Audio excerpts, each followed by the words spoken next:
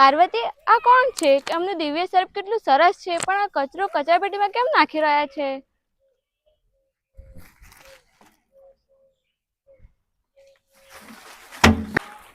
ચલો જઈને પૂછીએ. કોણ છો અને કચરો કચરાપેટીમાં કેમ નાખો છો?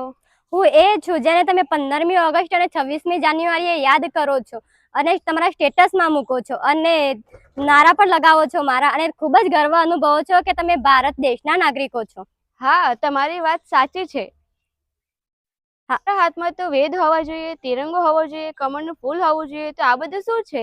હા, તારી વાત સાચી બેટા, પણ તમે બધા મારા સંતાનો છો અને સંતાનો માને જે આપે માં સ્વીકારી જ લે. તમે મને ગંદકી આપી, કચરો આપી, પ્રદૂષણ આપી, તો મેં સ્વીકારી લીધું.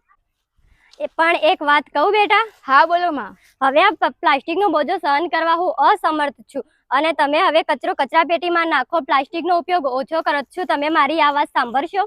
હા, અમે સમજી ગયા, પણ અમે આ પ્લાસ્ટિક વાપરવાનું બંધ કરી દઈશું તો જીવન કેવી રીતે જીવશું?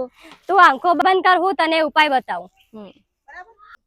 હા માં, અમે સમજી ગયા. અમે પ્લાસ્ટિકનો ઉપયોગ નહીં કરીએ. સૂકો કચરો અને ભીનો કચરો અલગ જ રાખીશું અને અમે કચરો કચરાપેટીમાં નાખીશું. પ્લાસ્ટિકનો ઉપયોગ નહીં કરીએ.